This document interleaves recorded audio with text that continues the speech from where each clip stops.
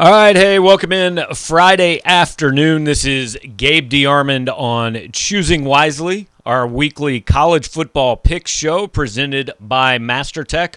We are momentarily going to bring in this week's guest, a former Mizzou Tiger who can hopefully explain some things about defense to us as well, and tell us if there's any way Missouri can start playing it a little bit better.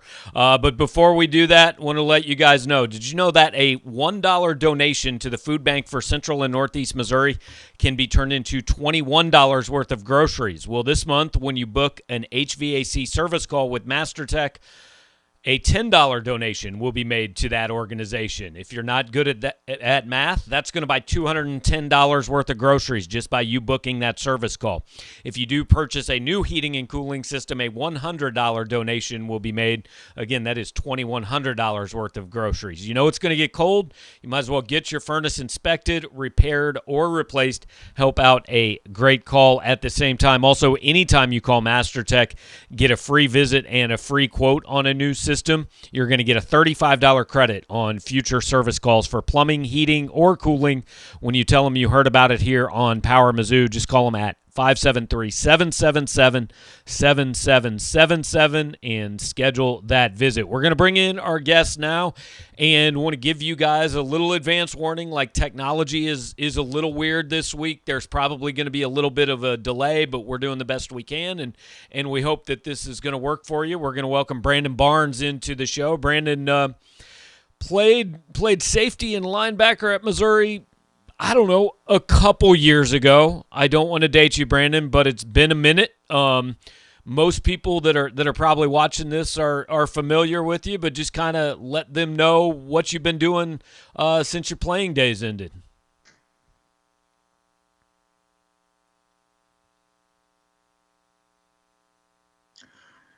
Yeah, thanks for that, Gabe. I do want to correct my positions. I started off as a receiver for 3 years. Oh, wow. So Okay. I don't know who's old enough to remember that, but yeah, I spent 3 years playing receiver for Andy Hill, Okay. and went to safety, and then found my way at linebacker under Steck, and then went on to play for the Baltimore Ravens and the Washington Redskins. I don't know if you can see my memorabilia in the back a Yep. little bit there.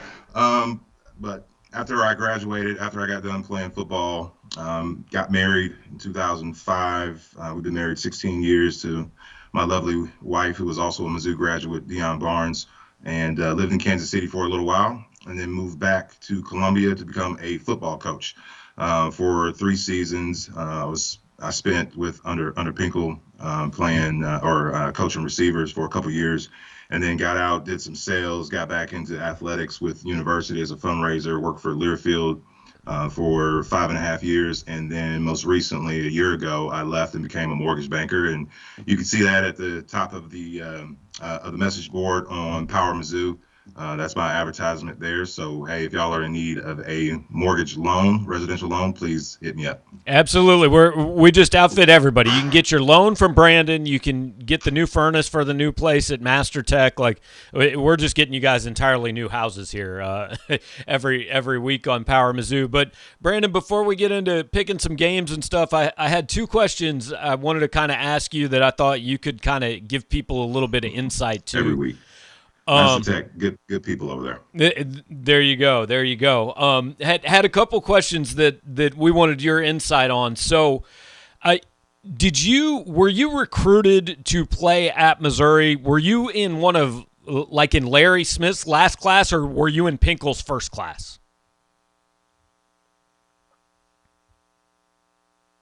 I was in the second to last class of Larry Smith's era. Okay. So after me, that James Kinney, Hank Sweat, that class came after me. That was his last class. And so my third year was Pinkel's first year. Okay. So you were part of, hey, you were brought in by one guy, and then you've got a coaching change mid-career.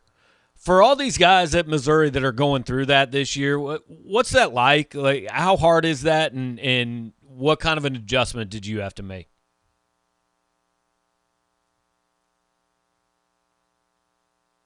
It can be difficult.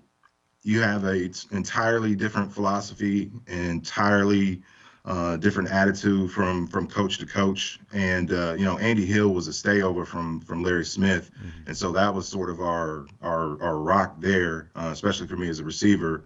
But going from, let's say, Larry Smith, maybe in the beginning may have been a little bit more on the discipline side, but then later that kind of eased up, and players like myself would take advantage of that. And then you got Mr. Discipline coming in here. I don't know if y'all remember, but Pickle had a full spread cover in the ESPN magazine.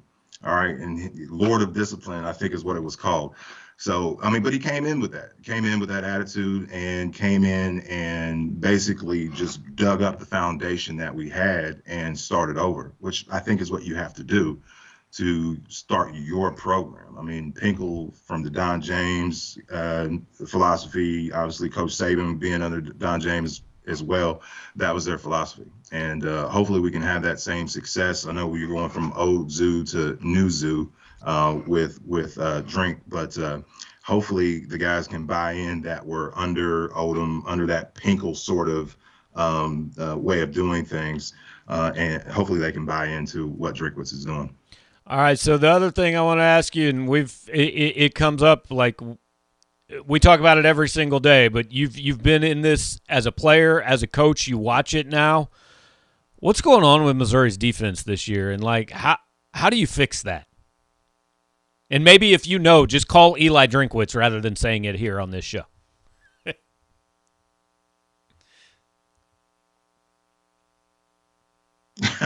I wish there was a magic stick to just get it changed. But I mean, this is, speaking candidly, you talked about being a player and a coach. Obviously, on this side, I'm more of a fan, and I mean, it's sad to see the defense become what it has become.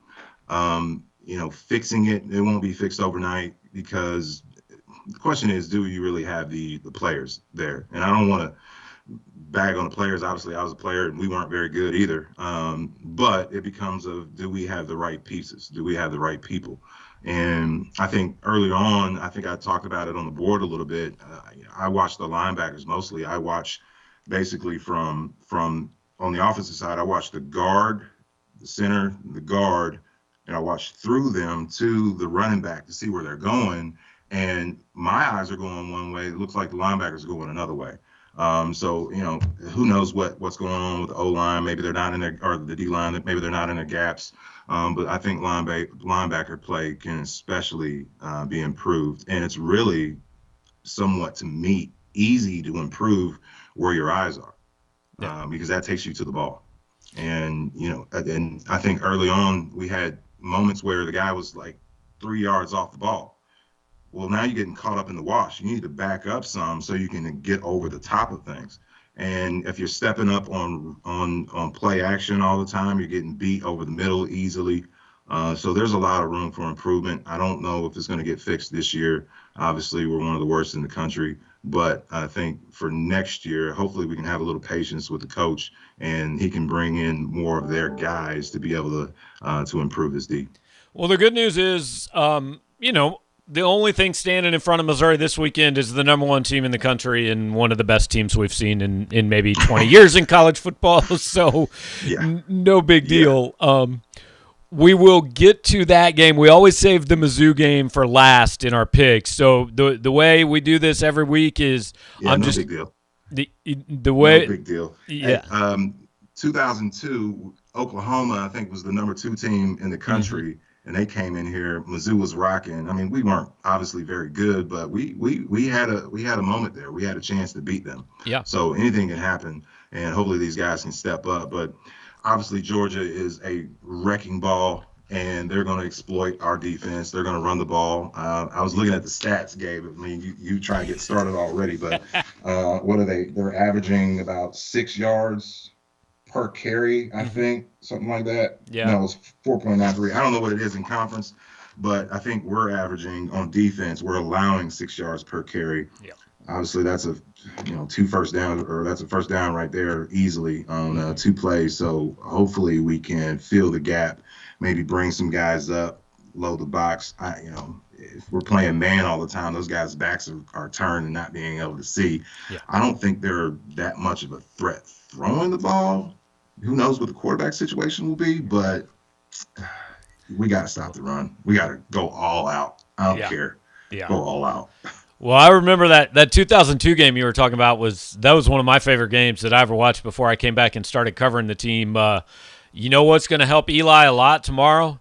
If he got Brad Smith on this team, maybe Brad Smith can get it done against Georgia. I don't know if Brad Smith's on this team, but he needs to find him.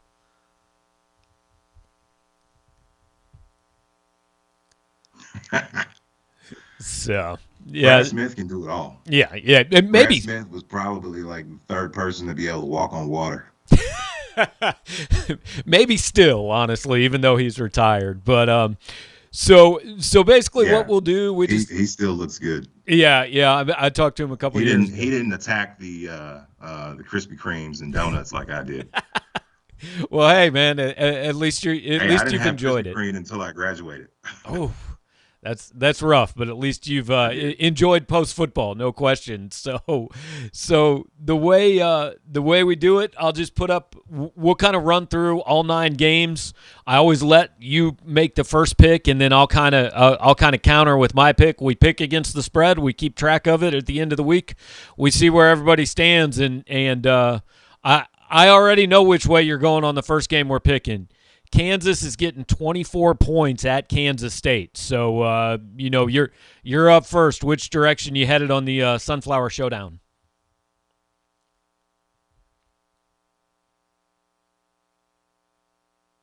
Sunflower Showdown. I mean, obviously, I'm going to go with K-State on this one. And I don't think KU will cover either. Yeah. I do want to let everybody listening know that when Gabe sent this list to me, he capitalized both the K's in Kansas and K-State. So I made a little correction on my sheet just to poke fun a little bit. But I'm going to take K-State here. Well, I'm sure that everybody likes. I'm sure everybody likes your sheet a little better than they would like mine. I am also I'm also going Kansas State because the simple fact of the matter is KU, I feel like, had its one weekend against Oklahoma. They had their 3.5 quarters or whatever it was. They're not going to get back there this year, man. They're just they're still a long way away. So next up, we go to the SEC, and actually the next 2 teams Missouri plays are playing each other this weekend. Florida given 18 points at South Carolina. Seems like a lot of points to me for a Florida team that I don't really think's all that good.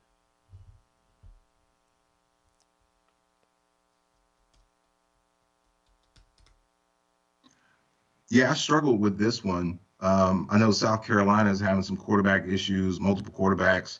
I think the guy, he tore his meniscus maybe a couple weeks ago. I think he's supposed to be returning this week. But Florida, even though my good friend Garrett McGee is the quarterback coach there, I like Florida to win, but I think South Carolina has a chance to cover here. I'm not too impressed with Florida's offense. Their defense is okay. Florida has obviously had a great tradition, but and I think we'll still win. But I'm going to give South Carolina an opportunity here to cover.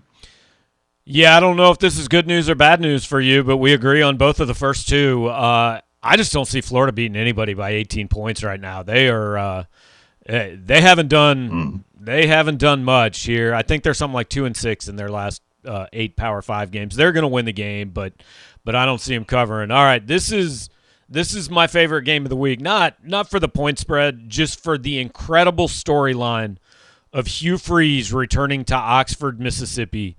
Liberty, a 9.5-point underdog at Ole Miss. I honestly don't even care about the game. I just want to watch Hugh Freeze the whole game. Oh yeah. Oh yeah. The fighting Hugh Freezes. Yeah. But honestly, you look at I'm shocked at the spread here.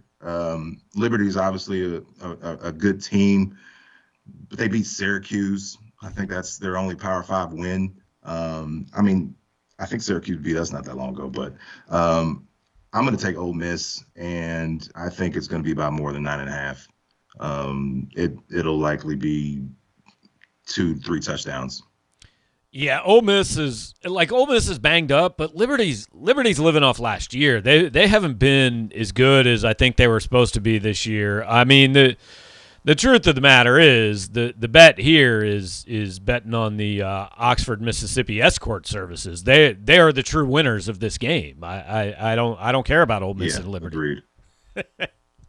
So, all right, let's go. Let Hopefully they didn't stay in Oxford for that. Hopefully they went to Memphis. Hey, Memphis, Jackson. I think where Hugh got in trouble was Tampa. I don't know. I trust Hugh can find some fun wherever he's at. Let's go Big Ten now. We got Ohio State giving up 15 points at Nebraska, which, like, Anywhere. Brandon, as a guy who played against some of those maybe not quite vintage Nebraska teams, but good Nebraska teams, did you ever think you'd see a day where Nebraska might end up 3-9?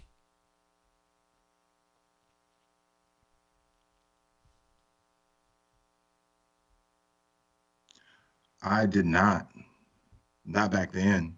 Yeah. But you saw the writing on the wall after we beat them in 2003, and they fired Sovich and all of that stuff.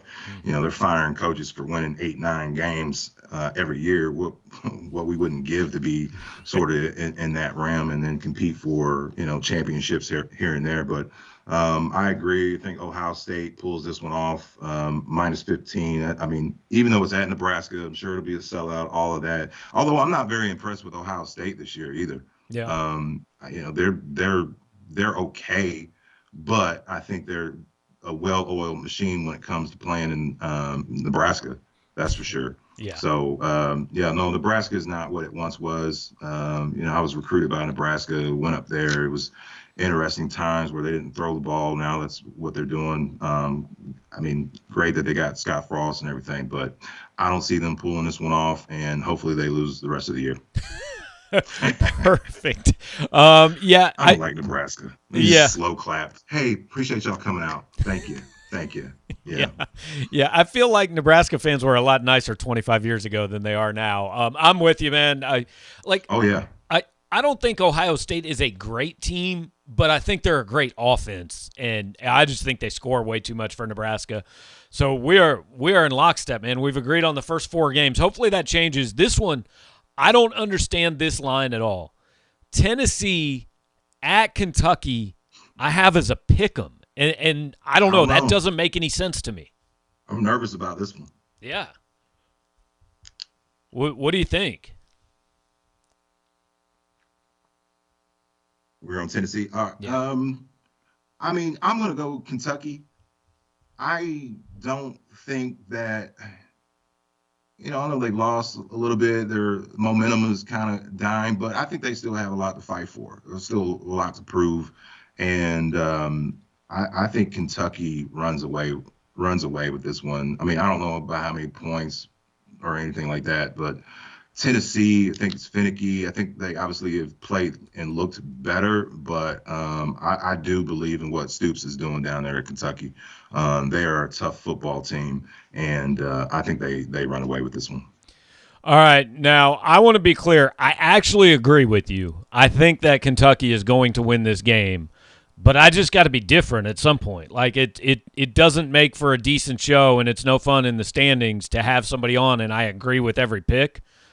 So, I need Josh Heupel to pull through. I'm picking Tennessee in this game for no other reason than I just need to be different, man, and I don't really believe it. That's fine. Yeah. Pick 'em.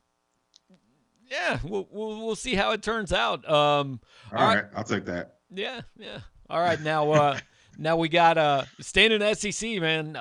Another couple guys you're pretty familiar with. Obviously Barry Odom, the defensive coordinator at Arkansas, and I know you played. You corrected me a couple weeks ago. You once against the Mike Leach offense had 2 interceptions in one game.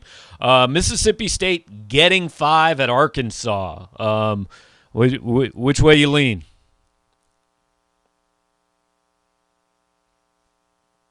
Yeah.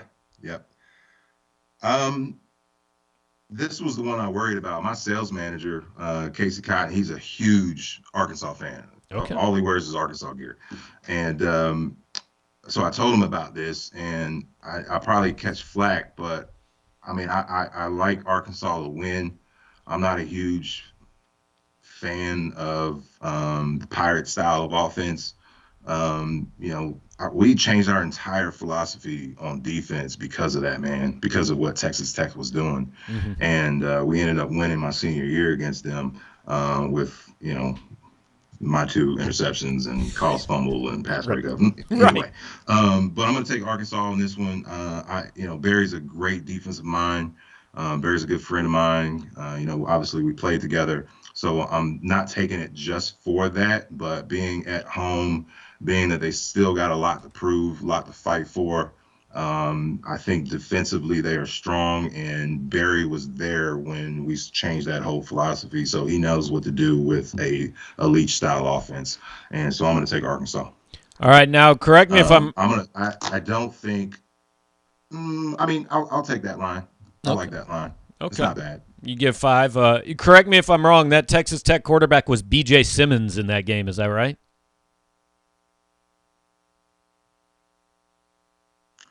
I think it was B.J. Simmons. Okay. Yeah. Yeah, it was B.J. Simmons. Okay. Yeah. That was right after what's his name? He's the head coach of Arizona. Kingsbury. Cliff Kingsbury. Yeah, it was right after Kingsbury. Okay.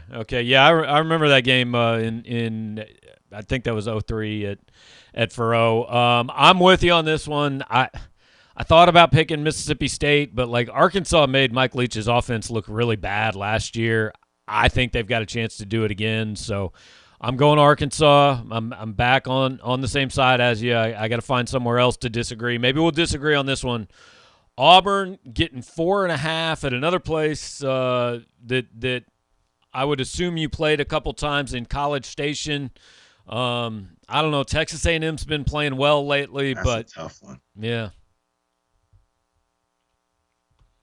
Yeah, A&M by 4.5. You might be surprised at my answer. I'm not a huge fan of either team. Mm-hmm. Obviously Texas A&M beat Alabama. They played up. They lost to some other teams. I've never been a believer in A&M. They're the giant that's always asleep. They always have this great potential, but they never do anything with it. This past year, outside of that, we've been dominating them, which I love. But Auburn, this is a tough one. So I think I'm going to go with Auburn. Okay. Just because I'm not a huge fan or believer in A&M. Right. That's the simple reason. They might end up winning, but I'm going to pick Auburn this year. I haven't seen a ton of them, so I'm just going to go with Auburn. Yeah, the giant that's always asleep is my favorite description I have ever heard about Texas A&M football. It's the most underachieving program in the country, and I can't believe I'm about to pick them. But again, I have no feel for this game. Anything could happen in this game, so I'm just going to go opposite. I'm going to pick A&M in this game just to be different. That's fair. It could have gone either way. Yeah. I would like to be wrong. I don't want A&M to win this game. The next one is the craziest line that I've seen all year, and it's not Mizzou, Georgia. Alabama is favored by 28.5 points over LSU. And I get why it is, but that's still wild.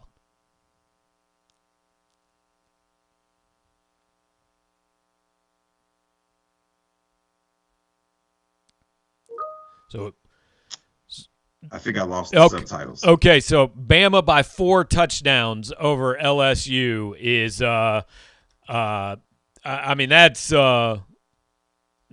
that's insane. We're having some difficulties here. That's aggressive. Yeah, okay. So Bama by 4 touchdowns. Your pick. Yeah, no, that's aggressive. I think LSU will cover. Obviously, I think Bama will win, but LSU always gets up for Alabama. It's at Alabama. I don't know. Is that a night game? Or is yes, I think so. It's a night game. So I think LSU will cover on that one. 4 touchdowns is quite a bit. I think they still have players over there at LSU who still got a lot of pride. That is a ridiculous line. But the Sharks know something that I don't, obviously. But I take out LSU to cover. Okay. Look, when we started this at the beginning of the year, I said that my approach was going to be to pick Alabama and to pick Nick Saban every single week. So I'm just going to stick with it. It's worked most weeks. LSU, I'm not sure they care anymore. I'm going Bama in this one. And then the one that we always save for a little bit extra conversation, Mizzou is getting 38 points at Georgia. Crazy SEC line, but that's where we're at. So, Brandon, your call and your analysis of Mizzou, Georgia.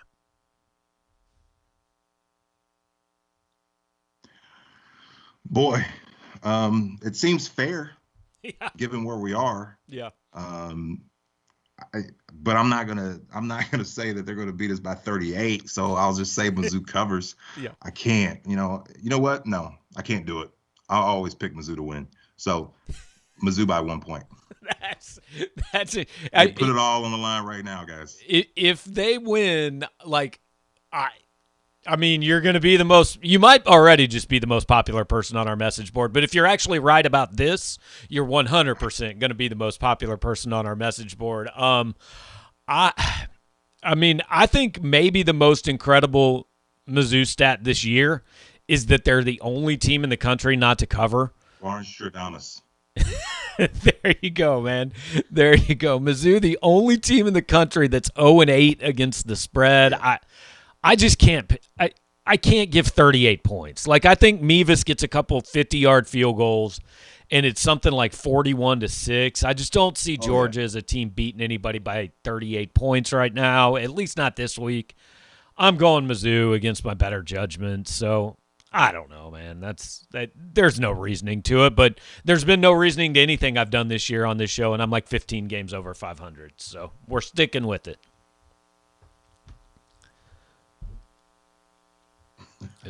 Yeah, I think if we can just get to the 40-yard line, just send Mavis in. Yeah, it doesn't matter. Right. You gotta get Hopefully on the we scoreboard. can get some run stops. Hopefully we can run on them. Hopefully we can do what we need to do. But it's hopefully it's not a bloodletting either. But it's Right. it's going to be a wild game at Georgia. Obviously they're going to be hyped. But you know what?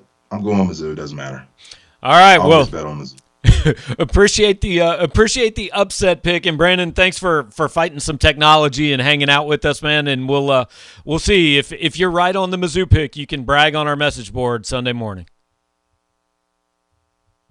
I hope so. Hey, I appreciate the time. Thanks, everybody. All right, Brandon, have a good one, man. That is Brandon Barnes making his picks, and appreciate him spending some time with us and giving you guys a little insight into, kind of a player's view of maybe some of the things that are going on. And a guy that, like a lot of the games we picked this year, he had some experience against Mike Leach and against Texas A&M and against Nebraska and all that, was recruited by Nebraska, which I actually didn't know out of Sykeston. So appreciate Brandon hanging out with us. Appreciate you guys kind of sticking with us. Again, we did have some technology issues.